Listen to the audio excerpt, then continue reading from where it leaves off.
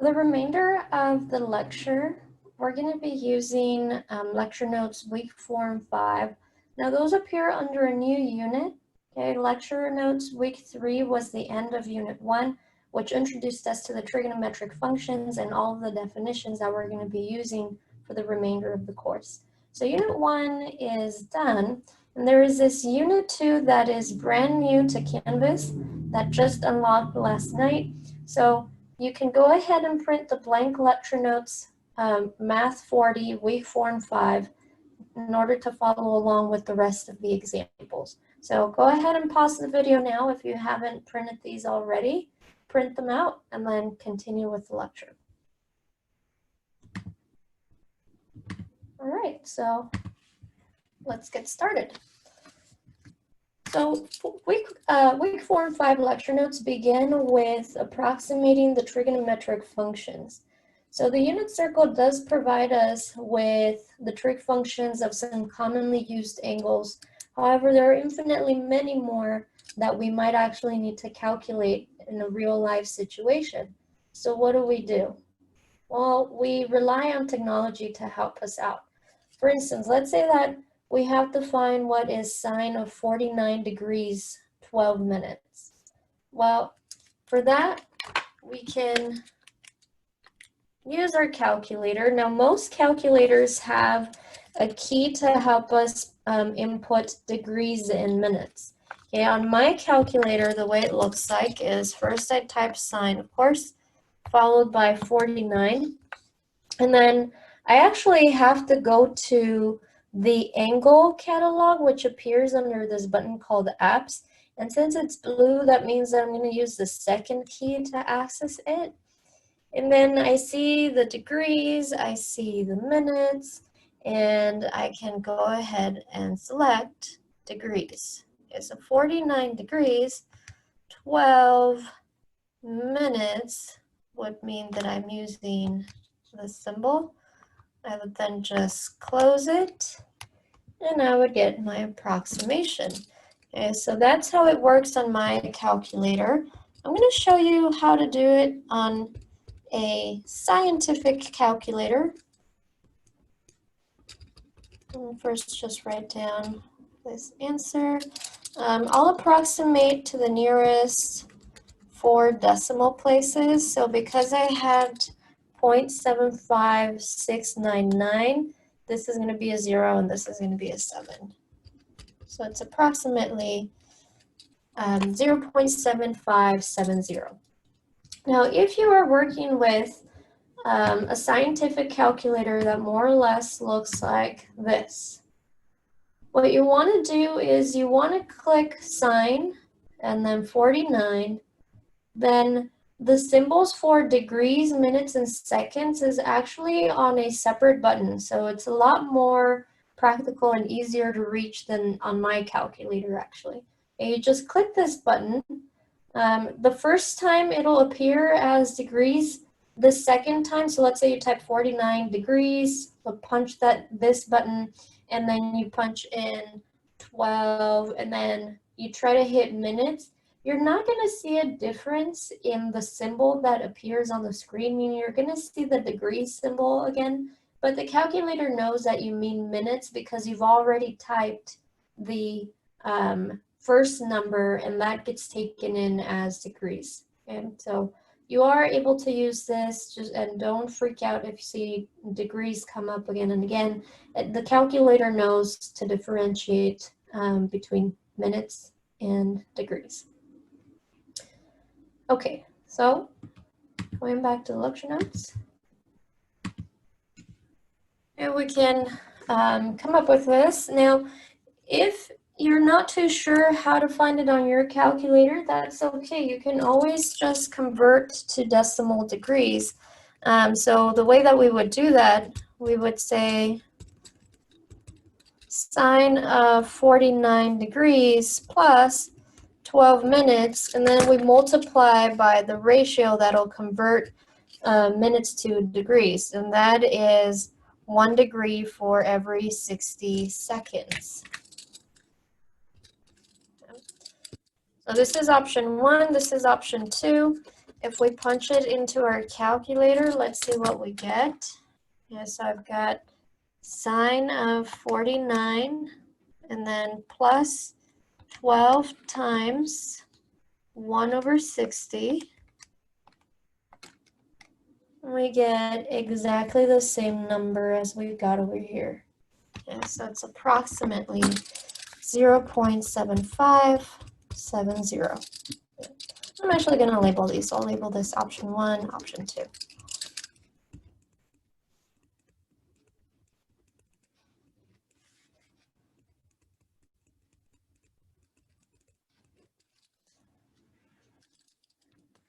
Okay, let's try B. For B, they're asking us to find secant of 97.977 degrees. Again, our calculators usually don't have secant, they only have sine, cosine, tangent, but that's because the creators know that secant is just 1 over cosine, so we can type this as 1 over cosine of 97.977 degrees, and that's how we'll punch it into the calculator. So we'll have 1 over cosine 97.977 degrees. And that gives me approximately negative 7.2059.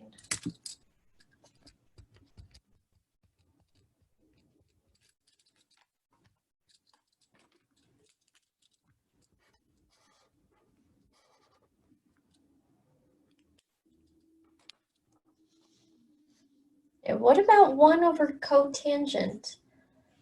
Well, perhaps we haven't seen it written this way too often, but we did have at the very beginning when we were discussing the definition of tangent and cotangent, we did say cotangent is reciprocal of tan and tangent is reciprocal of cotangent. So this is actually just equal to tangent of 51.423 degrees. Okay, so let's punch it in. Tangent 51.423 degrees. That gives me 1.2537.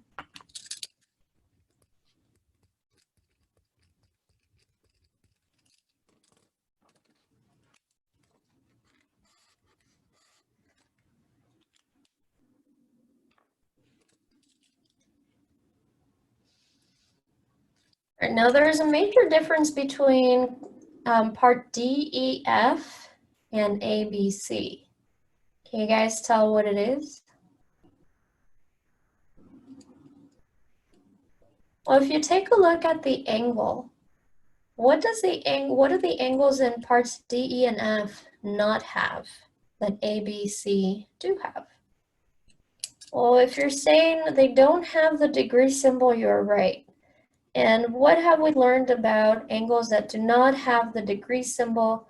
Well, we've learned that they're not actually being given in degrees, they're being given in radians. So this is asking us to find cosecant of negative 2.9234 radians. So when we punch into our calculator, we need to make sure that we're in the correct mode. I'll show you how to do it on my calculator, and then I'll show you that picture of the scientific calculator to show you how you can reach it. So mine, I go to mode, and then I hit radian, and then I can go back to the main page and I can start working.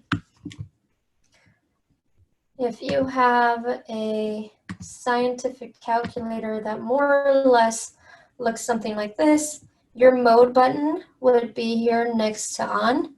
Some other calculators have the mode button over on the left-hand side, but you just have to look for the button that says mode. And there under mode, you'll have a list of options, one of which is changing from degrees to radians. Okay, so let's go to our lecture notes. Now that we've changed it to radians, they want us to find cosecant, which I'm going to have to type into my calculator as 1 over sine. of negative 2.9234 radians. And let's see what we get. 1 over sine of negative 2.924, actually 34, in radians now. So that's approximately negative 4.6197.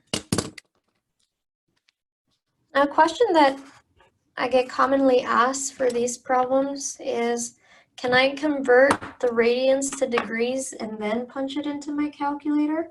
Yeah, you definitely can. So this is option 1, and actually, let me make some room for, well, I can't really make the room because I've already marked it with highlighter, but this is option 1. The second option is if you are not too sure how to change your calculator to degrees yet and just want to make sure that you've done this correctly, you can convert it to degrees. So we can change this 2.9234 multiplied by the conversion ratio. So to convert to radians, we would multiply by 180 degrees over pi. And so now if you're working in degrees, let me switch back to degrees for 1 second. If I type 1 over sine of negative 2.9234 multiplied with the conversion 180 divided by pi, we get exactly the same number, negative 4.6197. Yeah, so that's the second option, if you can just convert radians to degrees.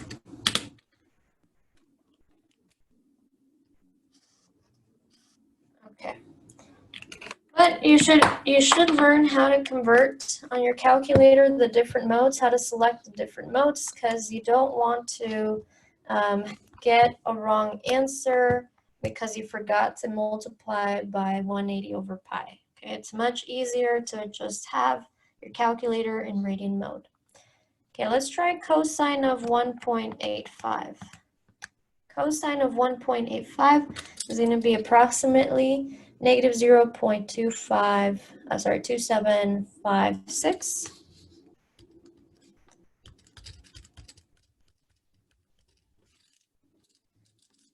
And then cotangent of 1.3209, we're going to have to type as 1 over tangent of 1.3209 radians.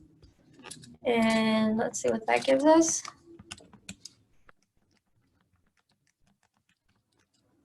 That's approximately 0.2552.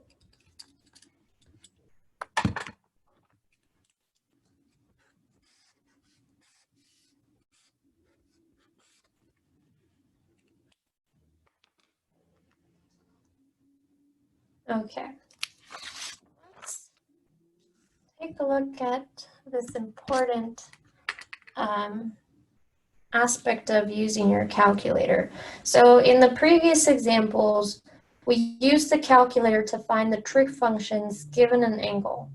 We can also use the calculator to find an angle given the trig function value. So this is what I mean by that. First, let me make the following general comment. If you have, for instance, okay, so if you have sine theta equal to some value, okay, then we have a defined inverse function called sine inverse, that when you take sine inverse of the value, it returns the angle. So here the input is the theta, and the output is the value. But when you're working with sine inverse, when you're working with the inverse function, the input is the value, and the output is the angle theta. So sometimes we want to find that. Okay, here's an example. So for instance, we know that sine of angle 30 degrees, look at the unit circle, sine of 30 degrees is 1/2. Here's angle 30, the y-coordinate corresponds to sine, so it's 1/2. So we know that sine of 30 degrees is 1/2. Well then, what that means is that 30 degrees is sine inverse of 1/2. So again, input here was the 30 and the output was the 1/2.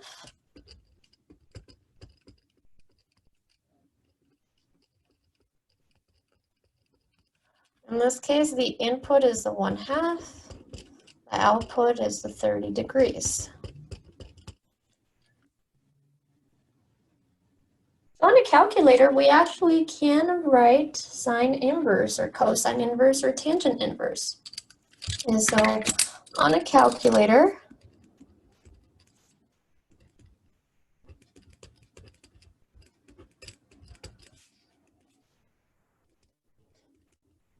we can use the keys. Sometimes it's a second key, sometimes it's a shift key. So I'll write second or shift.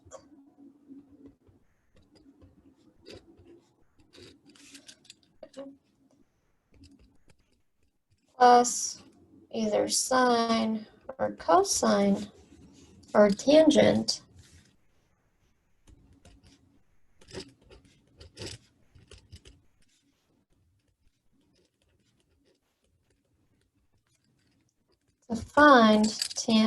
To find the inverse functions, or to calculate angles using inverse functions.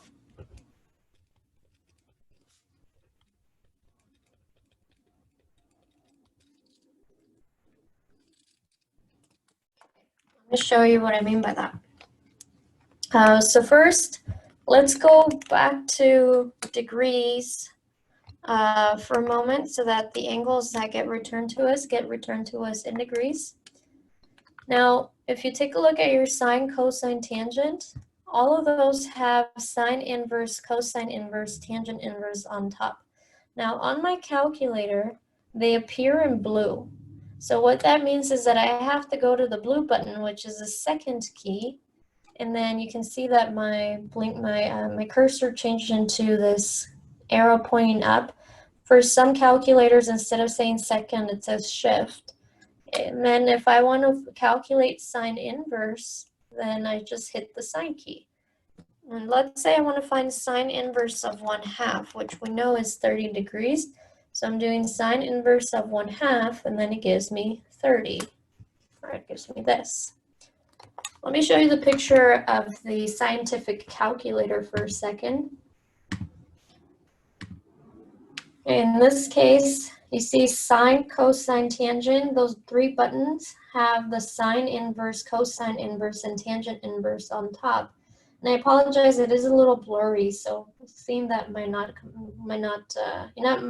be seeing it so well. But that's what it says: sine inverse, cosine inverse, tangent inverse, and they are in this gold color. That means that in order to get to those functions, I need to hit the button that says shift in gold.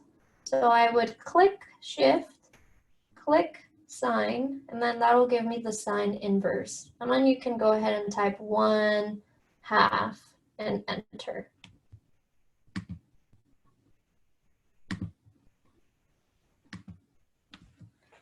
Okay, here's something very, very important though about using sine inverse on a calculator. Okay, so on a calculator,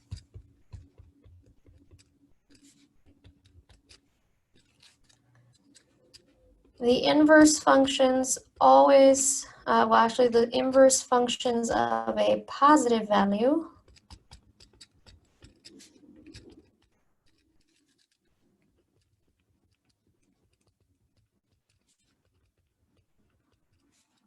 always return the reference angle theta prime.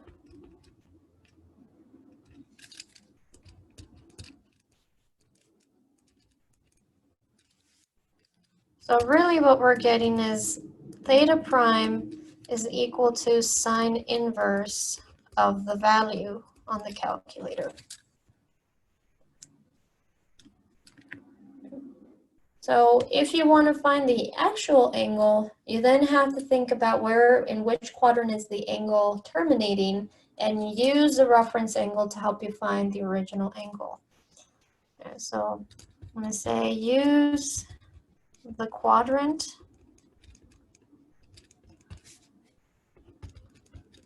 the angle terminates in,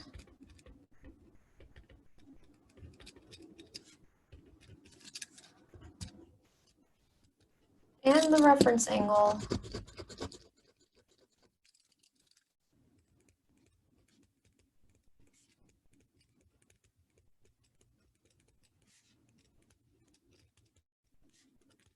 to find theta. Okay, so let me just talk about this result here. Sine inverse of 1/2 is 30. So this is technically a reference angle. Because we were focusing on quadrant 1, in quadrant 1, the angle and the reference angle are the same, right? Because we have an acute angle in reference 1. So we didn't quite catch that difference. However, if I were to look for, say, sine inverse of 1/2, where the 1/2 that I'm thinking about is this one here for angle 150, then it's going to return 30 degrees, but that's because 30 degrees is the reference angle of 150. Yeah, so you have to know which quadrant the angle you are looking for is in, so that you can then go and use the reference angle to calculate the original angle theta. Okay. Example 2. Find angle theta in the interval 0 to 90 degrees that satisfies each condition, and then round your answer to the nearest tenth of a degree.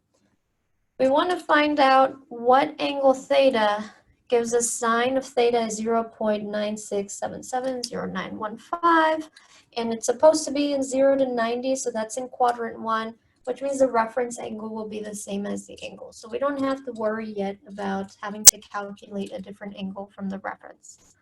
That means that angle theta, the original angle theta, will be sine inverse of the 0.96770915. And let's see what that gives us. Sine inverse 0.96770915. And that gives me approximately 75.4 rounded to the nearest tenth.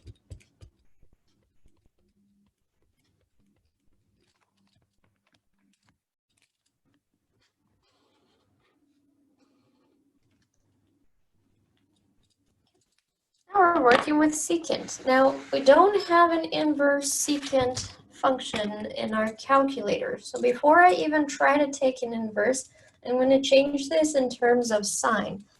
In terms of cosecant. Cosine, sorry. In terms of cosine.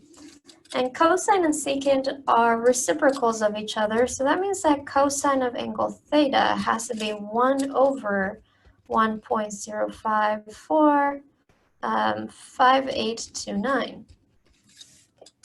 Now that I have them written in terms of cosine, I can take the inverse, and I'm going to get theta is equal to cosine inverse of 1 over 1.054, 5829.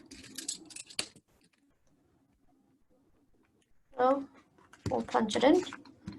What is cosine inverse of 1 over 1.05, 5829, and we get approximately 18.5 rounded to the nearest tenth.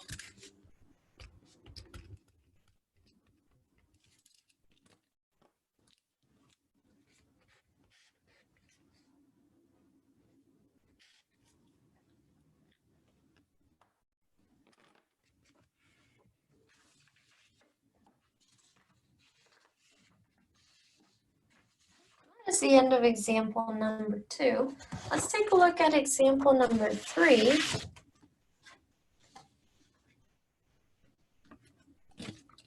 Example 3 reads, find an angle theta in the given interval that satisfies each condition. So now each problem has its own range over which the angle has to be in. Now notice the range in part A. The range is 0 to pi over 2. So what that means is that they want the answer in radians. And I'll write that as a comment here. Since the interval is given in radians,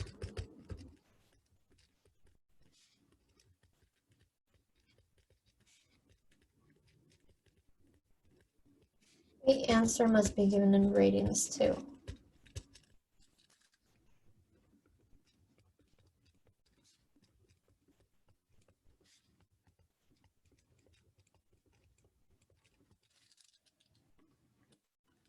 Okay, so let's give it a try.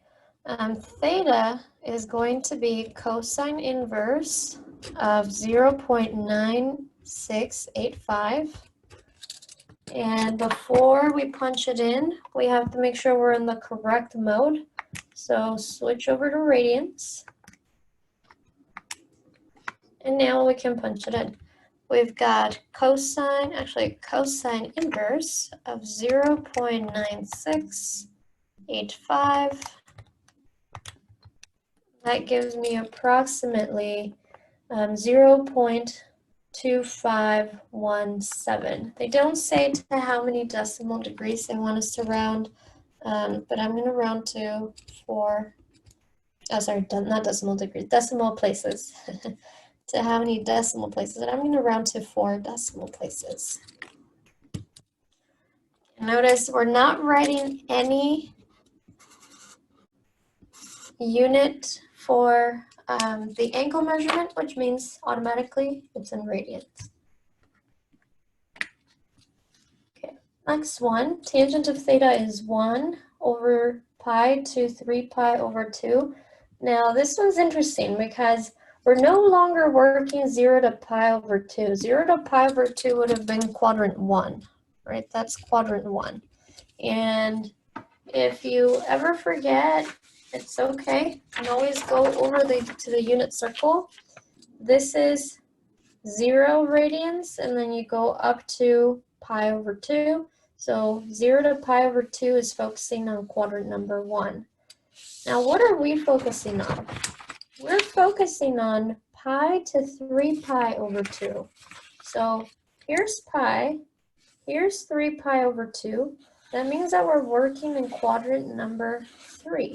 So we're looking for an angle in quadrant 3 that satisfies tangent theta is 1. So this is in quadrant number 3. And we're still working in radians. So what that means is that when we get the answer back from the calculator for theta equals tan inverse of 1, we're actually just getting the reference angle because it's tan inverse of a positive. Okay, so this is the reference angle now. Since we are working in a different quadrant other than quadrant 1.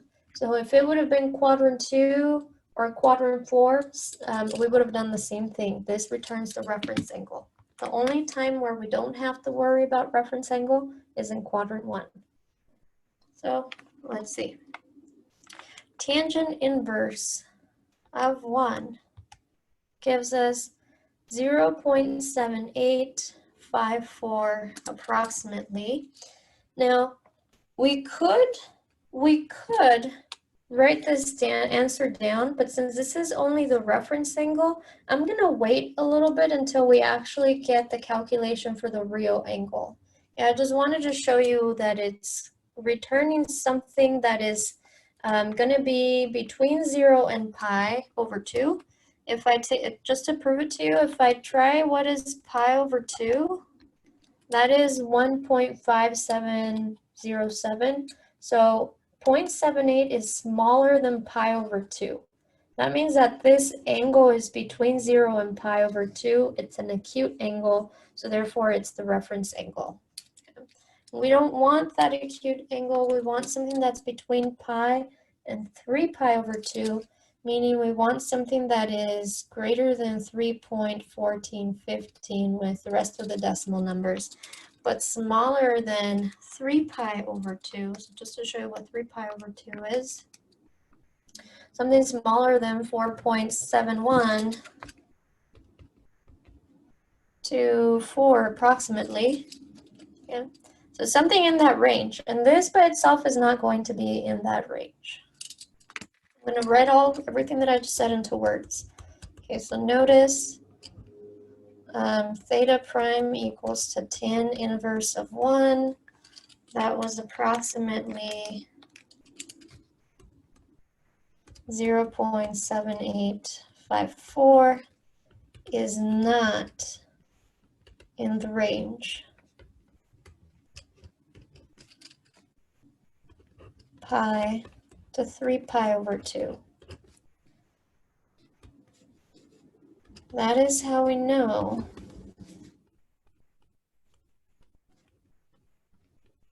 it is only the reference angle.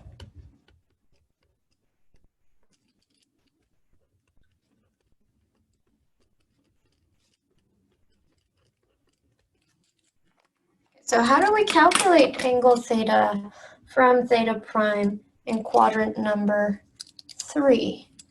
Well, let me just remind you real quick by drawing a diagram. Let's say this is x, this is my y-axis, and I have initial side on the positive x-axis, terminal side on the third quadrant. This is the reference angle theta prime. This is angle theta. So what was the relationship between theta and theta prime? Well, the relationship was that the whole angle theta was equal to 180 or pi radians plus the reference angle. So it was pi radians plus the reference angle. And that's what we're going to do here, right? We're going to take theta and say, well, that's pi plus the reference angle. So that's pi plus tan inverse of 1. And now this punched into the calculator will return the actual angle that we're after. So pi plus tan inverse of 1 gives us 3.9270 approximately.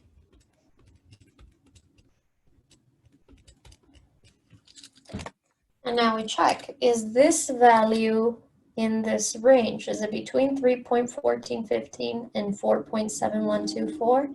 Yes, it is. So that is our final answer.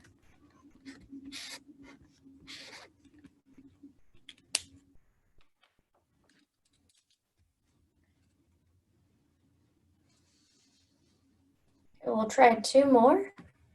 Sine of angle theta equals negative 0.3420 over 270 to 360. So now we're back to degrees. Before anything else happens, let's change back to degrees.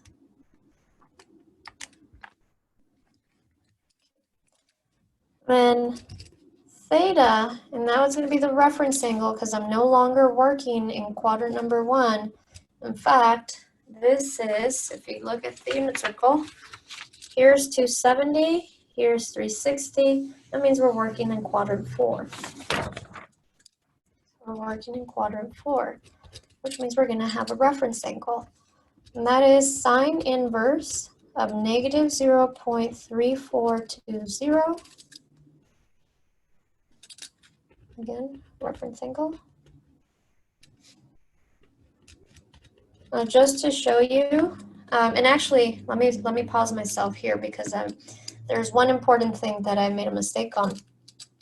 We said what returns a reference angle is a positive value.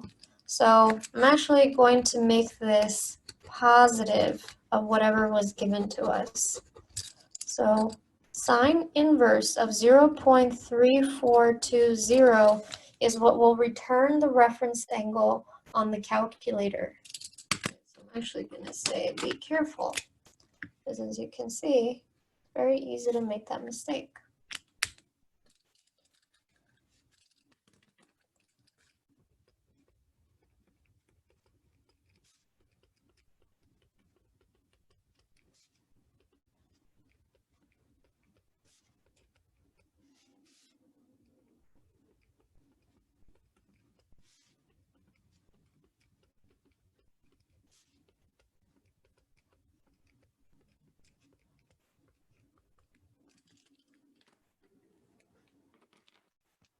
So we take sine inverse of that, and just to show you that it is not going to be the angle that we're looking for, we're going to do sine inverse of 0.3420, and that's giving us approximately 20 degrees. It's approximately 20 degrees, which is not going to be in quadrant 4. So instead, we ask ourselves, okay, well, how do I calculate the angle from the reference angle in quadrant number 4? Well, if we have an angle that terminates there, okay, so that's angle theta, and this is a reference angle, what's the relationship between the two? Well, the relationship is that if you add them together, they give you 360. So to calculate the angle theta by itself, we would get 360 minus the reference angle. That's what we're going to use here. We're going to get that theta is equal to 360 minus the reference angle. So that's going to be 360 minus sine inverse of 0.3420. And that, let's see what it yields in the calculator.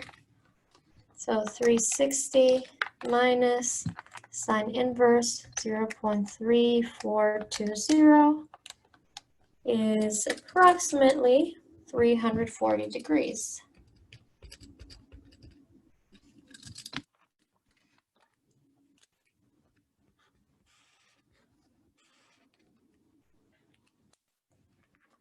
Notice you can always check your answer with these problems. It's not something that I stress for A or B, but I'll stress it here. We can take these 340, plug it into theta, and see if it satisfies the equation. The only thing we have to remember is that it's going to be an approximation. So it's not going to be exactly this number, but it has to come pretty close. Okay, so if I try to type what is sine of 340, I get that it's negative 0.302020 with some other decimal numbers. Well, that's pretty close to negative 0.3420. We'll go back and check A and B after we try D, because we're going to have to change to radians again. And part D is still in degrees. So let's work on D first.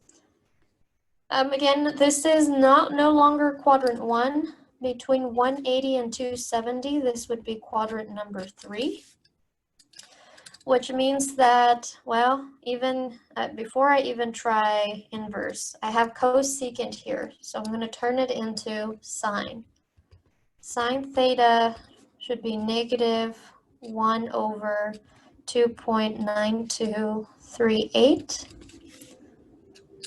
And that means that our reference angle will be given by sine inverse of the positive value, 1 over 2.9238.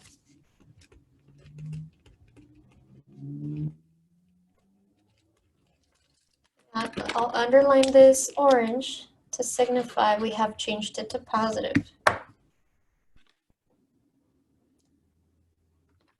Okay, so let's give that a try. Sine inverse of 1 over 2.9238. And it's approximately 20 degrees. Okay, 20 degrees is not between 180 and 270, so that's how we know it's a reference angle, so we're just kind of verifying. Now, to find the original angle, in quadrant number 3, we already came up with the formula for it. It's theta is equal to 180 degrees plus the reference angle. So what is that going to give us? Well, I can simply take the result from there and add to it 180. It's going to give us approximately 200 degrees.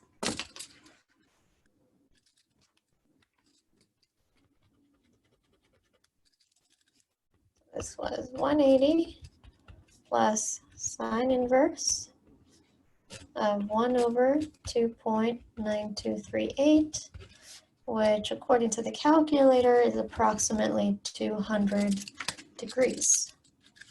So just to write it in one line, angle theta is approximately 200 degrees.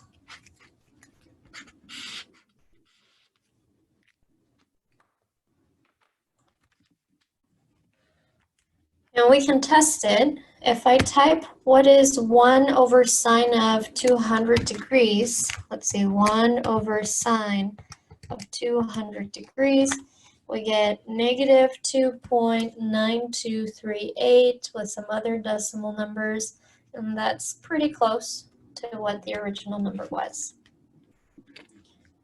Okay, so let's check A and B because we didn't check our answers for that, which means I'm going to be changing to radian because those answers were given in radian. Now I'm going to calculate for part B, theta was approximately 3.9270 radians. So I'm going to punch that into the calculator. Tangent of 3.9270 radians. And that is approximately 1, which agrees with the answer there. Let's check part A. For A, we have an angle of 0.2517 radians, and it's supposed to be substituted into cosine. So cosine of 0.2517 is approximately 968490. That's pretty close to 0.9685. Okay, so that looks good as well. Right.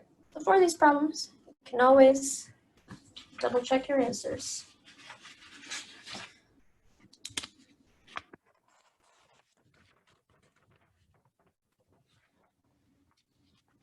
All right, and the last thing we're going to be doing for lecture today is taking a look at an application problem. Example number 4 reads, when an automobile travels uphill or downhill on a highway, it experiences a force due to gravity F, which is measured in pounds.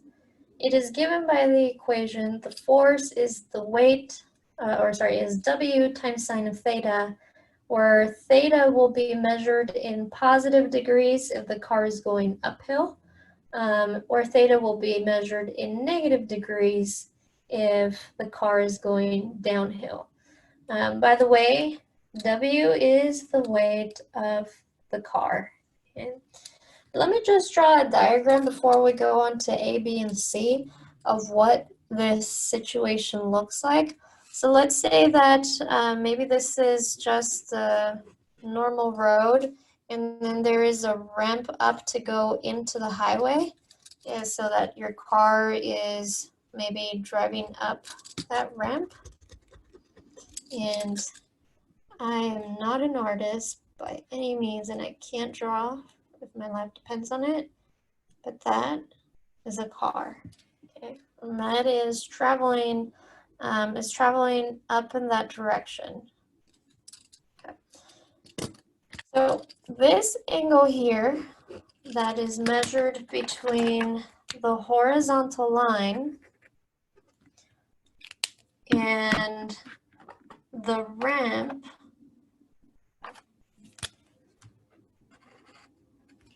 since it's going uphill, that is measured in positive degrees. So this angle theta would be greater than 0 degrees. Okay. And it's experiencing a force due to gravity. So even though it's traveling up, well, because it's traveling up rather, the force that it is going to experience is going to be a force pulling it back down, right? Because gravity is trying to bring you closer to the center of the earth. So it's going to be bringing it back down. That is the force F. Now, if you're already on the highway, but then you decide to get off the highway, so maybe there is some ramp back down onto the main road, and your car is going down the ramp,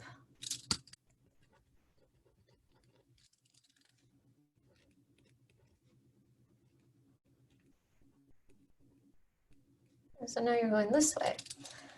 your direction and the direction of the force are in the same, are going in the same direction, right? You're going with gravity now. So this is the force. And according to what we have defined for the formula, if we treat this as the initial side for the angle and the ramp as being the terminal side, this angle that's going down, that would be measured in negative degrees. Yeah, so that there would be an angle that is negative. So that's the situation. Now for part A, they want us to calculate the force to the nearest 10 pounds for a 2,500 pound car traveling uphill with the grade of 2.5 degrees, and that should be theta. So let's see. We have force is the weight, which is 2,500 pounds for the car, times sine of 2.5 degrees. Now we're going to have to rely on our calculator here to find sine of 2.5. So before anything else happens, make sure that you're working in degree, and if you're not, switch over to degree. Okay, so the force is 2,500 pounds multiplied with sine of 2.5 degrees. That's approximately, to the nearest 10 pounds, that's approximately 110 pound force. Okay, so that would be 110 pounds of force.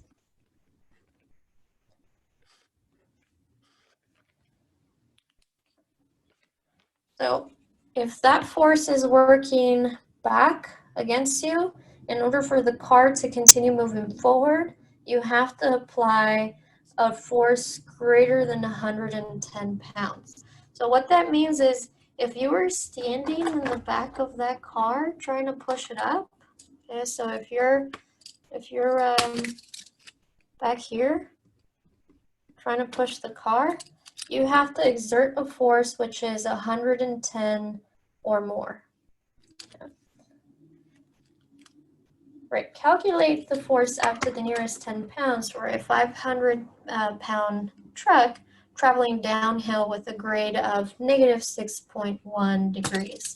So the force is now 5,000 pounds times sine of negative 6.1 degrees. And to the nearest 10 pounds, let's see what that is. So we got 5,000 times sine of negative 6.1. It's approximately negative 530. Okay, so what does that mean? Well, the reason why the force is negative is because you're not really working against it. Like if you're standing in the back of this car and you're trying to push it downhill, you don't even need to push, right? Like gravity is already doing all of the work. The way that you would feel 530 pounds worth of force is if you're actually trying to pull the car or keep it in place. If you're trying to keep it in place, then you're going to have to exert a force of 530 pounds. And if you want to pull it up back onto the highway, away from the ramp, you would have to exert a force that is greater than 530 pounds.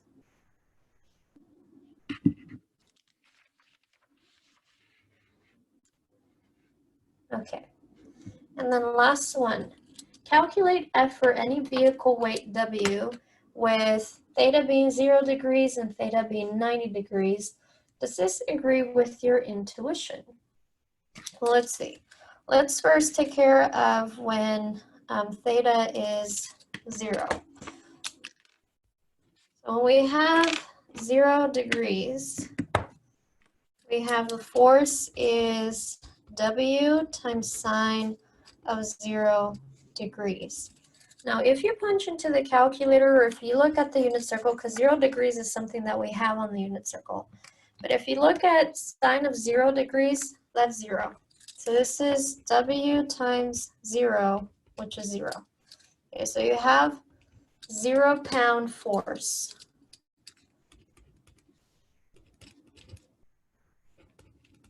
For this first one.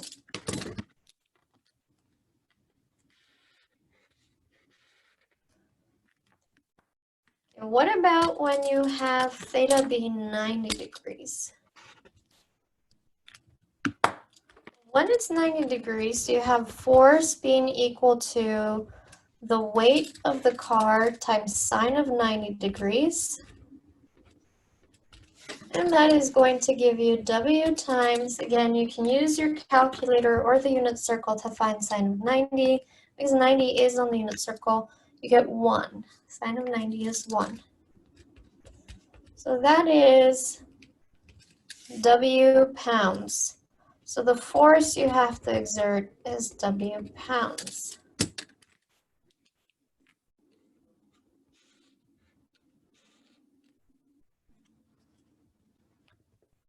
Right, now does that agree with our intuition? Well, let's draw a diagram to get to see what this is describing. If the angle is 0 degrees, that means that there is not an incline, right? If this is 0 degrees, then the highway is flat, the ramp is flat, or just having the car on a flat road.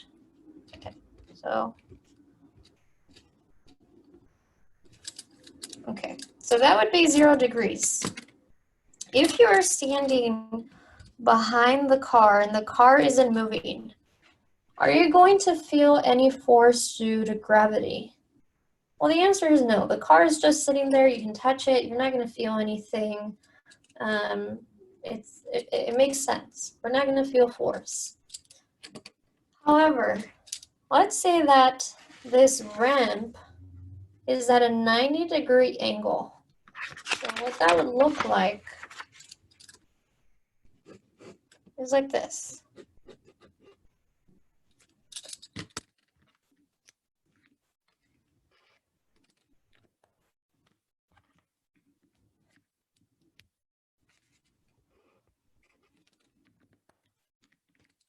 This is theta being 90 degrees.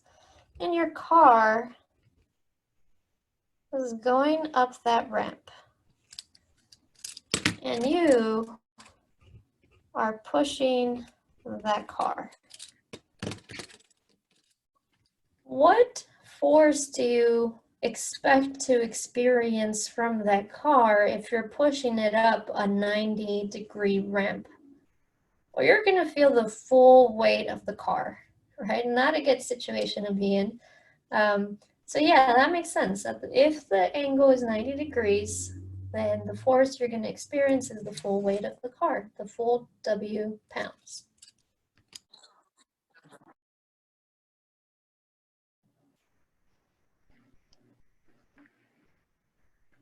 All right, welcome everybody. Can you guys see the doc cam okay and hear me okay? Yes, yes. Yes, all good. Awesome. Thank you. Thank you so much, guys. Okay, so we are going to continue with lecture notes week 4 and 5 on page 5. Hopefully you had an opportunity to take a look at Monday's pre-recorded lecture.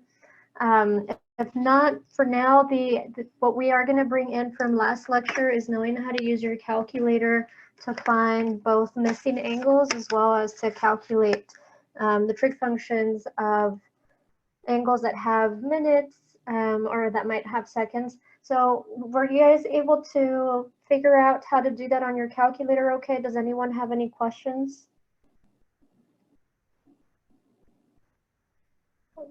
You can, and as we work through these problems, you can always let me know.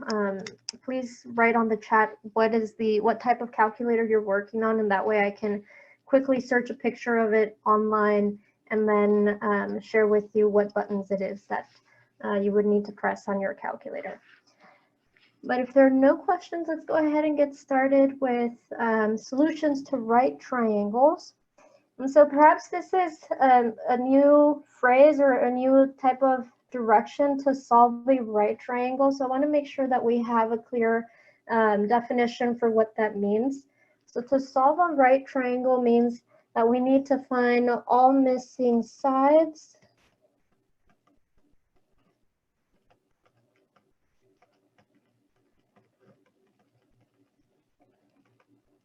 and all missing angle measures.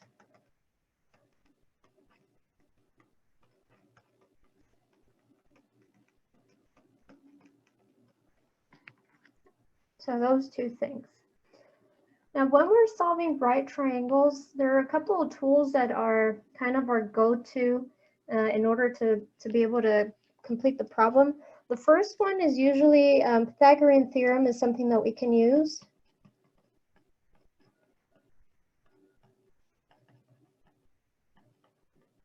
And if you recall, the Pythagorean theorem says that if you have a triangle, the sum of the two legs squared is equal to the hypotenuse squared.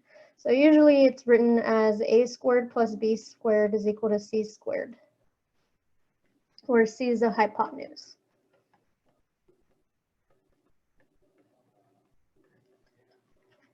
The other tool that we commonly use are the definitions of the trig functions.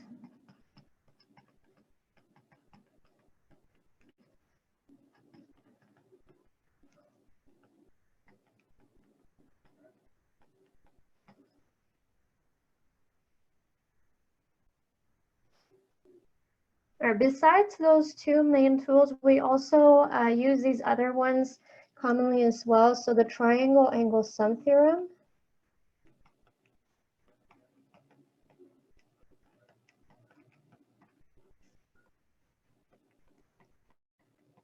And what this one says is that if you take the sum of the three angles of any triangle, that they add up to 180.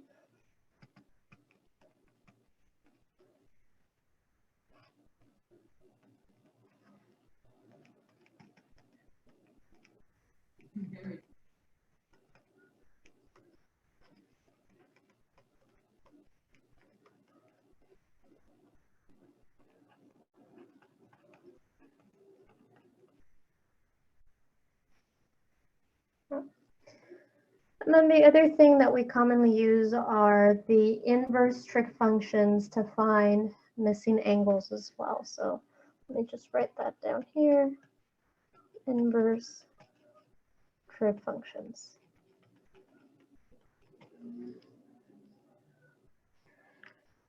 All right. Now, another tip that I want to mention is that unless it's otherwise specified, capital A, B, and C usually denote the angles, where C denotes the right angle, so the 90-degree angle of the triangle. And then the lowercase a, b, and c, those are the sides of the triangle, and each letter is going to correspond to, or each side is going to be opposite to the angle that is labeled. So for instance, the angle A would be opposite to side A, the angle B would be opposite to side B, and angle C, which is the 90-degree angle, would be opposite to side C, which is the hypotenuse. So let's see this in action. We're going to take a look at the next example. In this case, they're asking us to solve a right triangle ABC, and they give us the measure of angle A as well as the measure of the hypotenuse, which is side C. So I'm going to draw a diagram of that triangle and label all of the missing information as well as the given information. Okay, so I'll label this A, B, and C. Then C is the hypotenuse. Opposite to angle A will have side A, and opposite to angle B will have side B. So what did they give us? Well, they gave us that the hypotenuse is 12.7 inches and that the angle A is 34 degrees 30 minutes. Okay. So that means that we are missing angle B and the two legs, A and side B.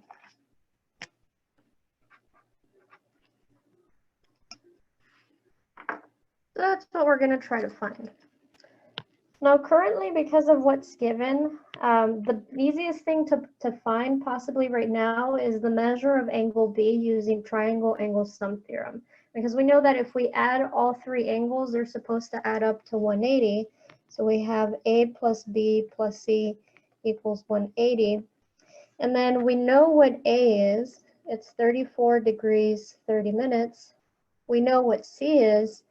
It's 90 degrees. And then B we don't know, but we can just solve for. So if we solve for B on the left-hand side, that means subtracting from both sides of the equation, both the 34 degrees, 30 minutes, and the 90 degrees. So we're going to end up with an expression that looks like B equals 180 minus 34 degrees, 30 minutes, minus 90 degrees. Now it's probably easier to first do 180 minus 90. So I'm going to take care of that subtraction first. We're going to get B is equal to 90 degrees minus 34 degrees, 30 minutes. And if you remember from the first couple weeks that we were of the semester, we said in order to subtract degrees and minutes from just degrees, we borrow 1 degree from the 90 degrees and turn it into 60 minutes. So let's take care of that operation.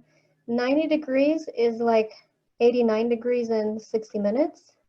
And then we'll bring down the minus 34 degrees, 30 minutes. So that finally we can carry out the subtraction. 89 minus 34, that's going to give us a 55. So that's 55 degrees. And then 60 minus 30, that'll give us 30 minutes. So we found one of the missing, one piece of missing information, which is B. So questions here.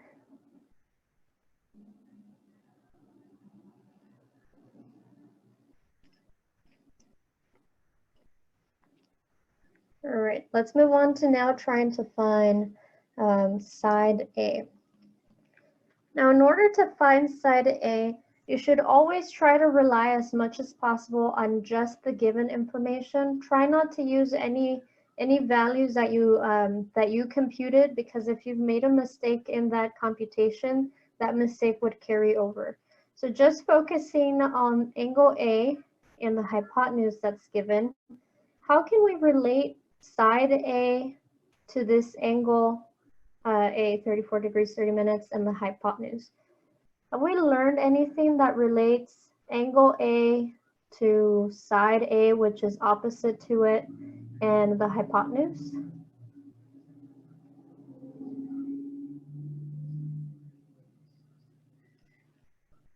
Here, I'll give it away.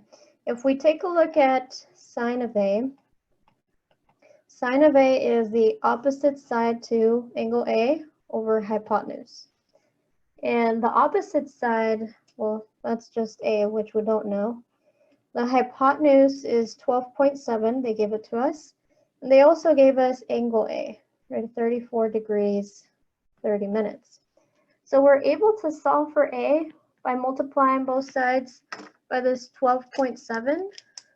So I'm going to multiply 12.7 over 1 and 12.7 on this side. And what we're going to get is that these are going to cancel each other, which was the intention. And then we're going to have that A will be equal to a 12.7 times a sine of 34 degrees, 30 minutes. So at this point, we would rely on our calculator to find out what that number is. 12.7, oops, let's see, 8.7 times a sine of 34 degrees. Now, in my case, my calculator, as you guys saw on Monday, my degree symbol is under my apps button, but I have to hit second to reach the angle menu. So then we get degrees, and then 30 minutes,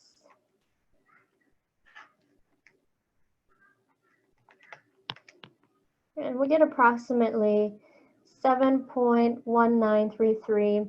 At this point, it's a good idea to check how many decimal places they gave you for the measure of the given side, and it's 1 decimal place. So we're going to approximate to the nearest 1 decimal place, which would mean approximately 7.2. And it would be in inches. That is the units for the hypotenuse. All right, so now we have 2 out of the 3 pieces of missing information. We need 1 more, and that is for side B. So now again, let's think about how we're able to relate side B to the angle A to the hypotenuse. What trig function would help us relate this angle to side B in the hypotenuse? Any guesses?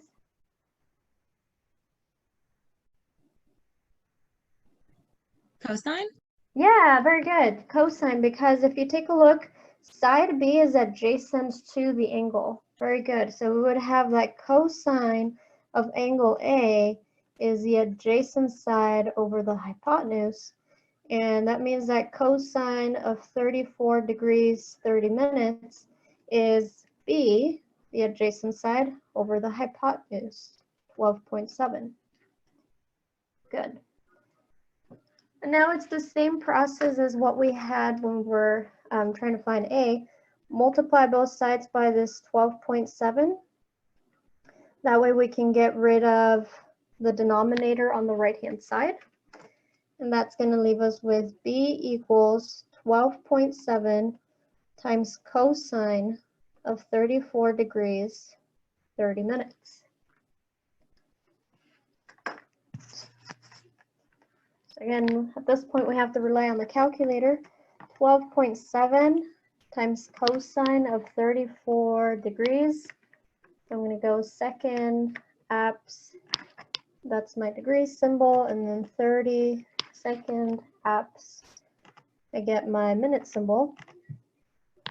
And well, that's approximately 10.5.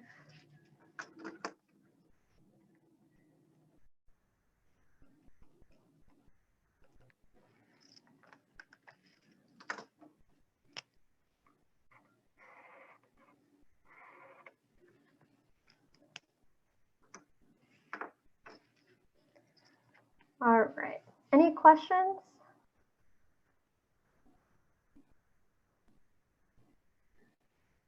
Now let me ask you guys this.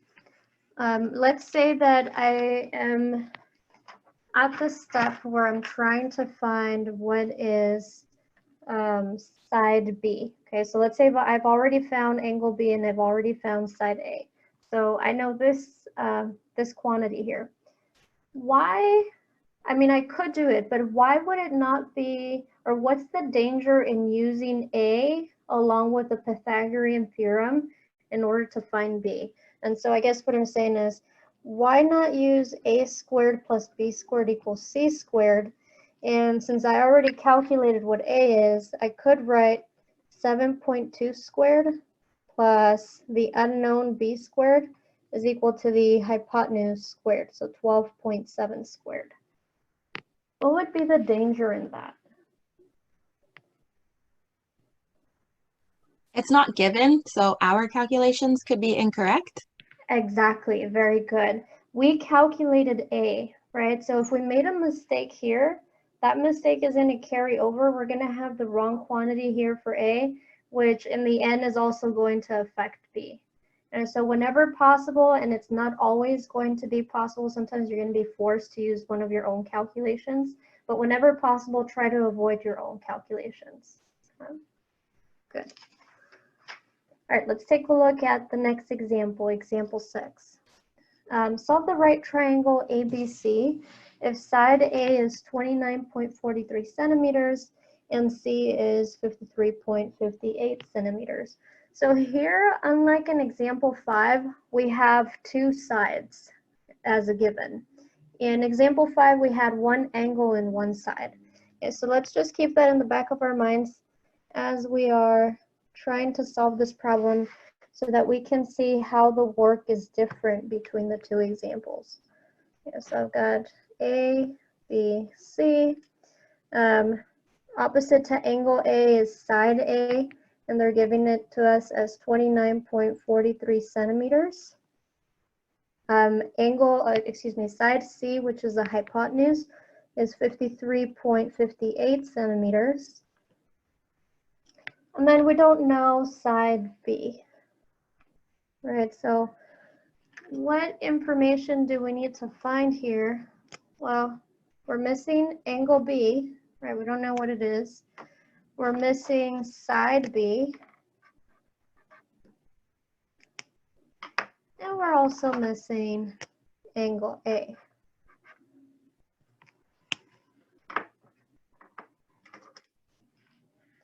All right, so that's going to change our approach. We no longer can, for instance, use the triangle angle sum theorem because we're actually missing two angles instead of just one. Instead, if we have two sides and a right triangle, how can we find the third side?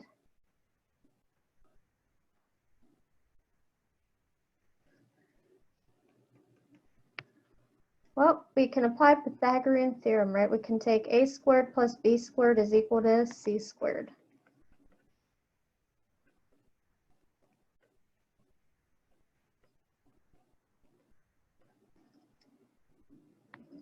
All right, so let's replace the known information. We know that a is 29.43 squared. We don't know b, that's our goal. And we know the hypotenuse, it's 53.58, and then we're going to square that.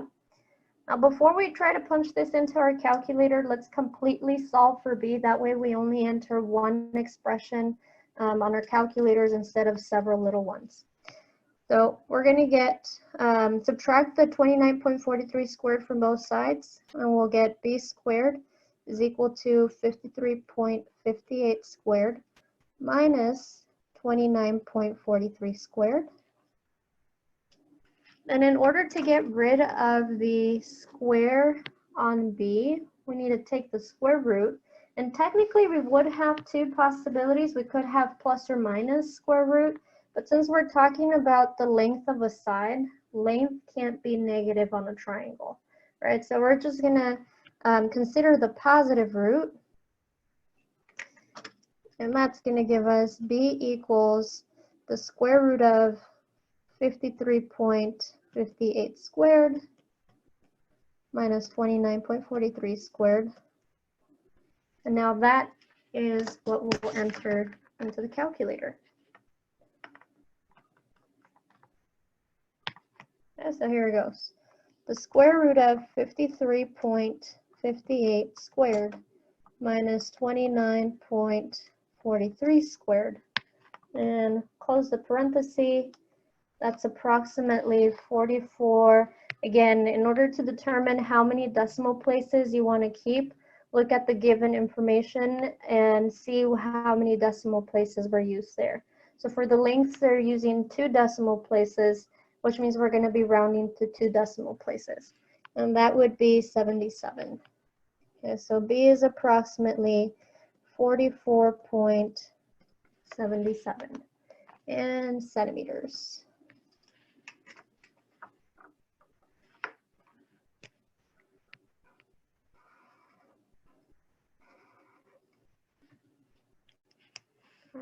Good. Now let's see, we're missing angles A and B. And again, we're going to try to focus on just what's given. So relative to angle A, what relates an angle with the opposite side and the hypotenuse? Sine. Sine, very good, yeah. So we can write this as sine of A is equal to opposite over hypotenuse. And we don't know angle A, which is going to change what we do as part of the work. But let's first replace the known information. Opposite side, oops, let's see. Opposite side is 29.43. And then our hypotenuse is 53.58.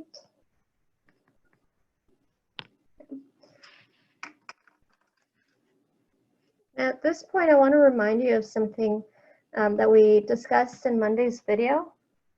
So recall that if you have sine of A equals some value,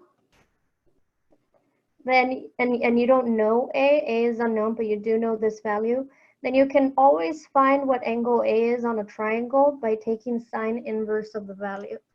So what I mean by that is A will be sine inverse of whatever this value is. And I'll write if this is true, then A will be equal to that.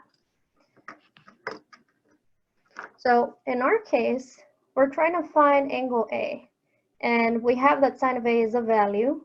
So I'm going to solve for A by taking sine inverse of 29.43 over 53.58.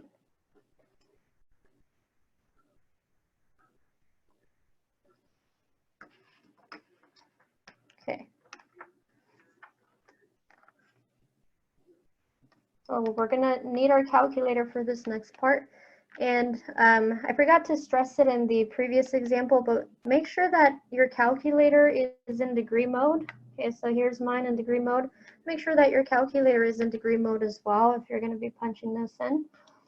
And then to get the sine inverse or cosine inverse or tan inverse, you simply hit the second key or whatever color button you have for the top of sine inverse. That matches sine inverse, that is to say.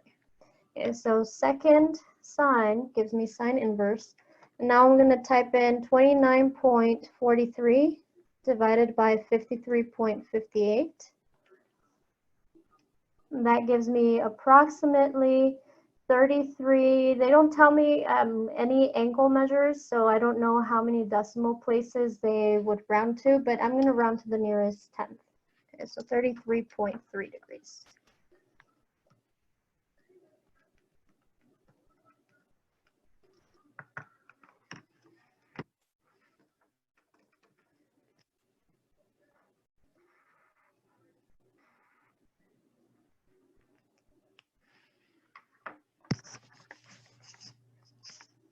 Okay, and we have one more, angle B, which we don't know. In order to find angle B, we want to see what is the relationship between that angle and the two given sides. What trig function best describes that relationship?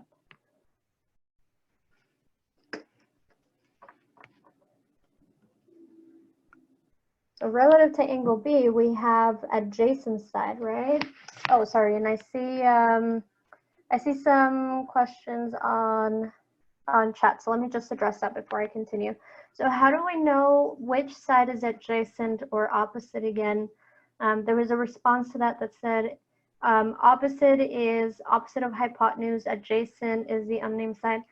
And then, okay, so the adjacent side is always forms part of the angle. So like in this case, if we're focusing on angle B next, this side forms part of the angle B, right? It's one of the sides. So that would mean that it's the adjacent side to angle B. The hypotenuse will always be opposite to the 90-degree angle. Okay, so it's also always the longest side. If I'm looking at angle B and I want to know which side is opposite, it is going to be the side that is not part of the angle. So again, here, this makes up the angle. The side that is not part of the angle would be B over here. So it's directly opposite to the angle.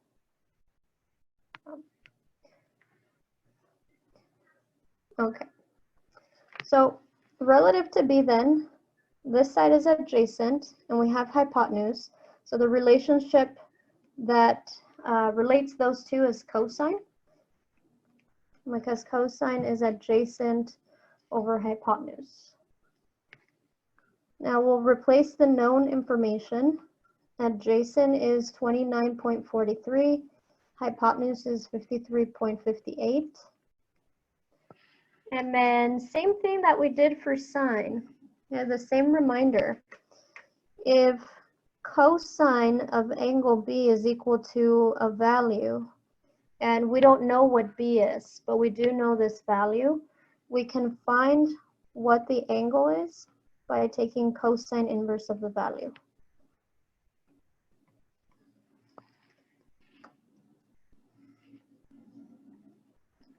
So in our case, that means that angle B is cosine inverse of 29.43 divided by 53.58.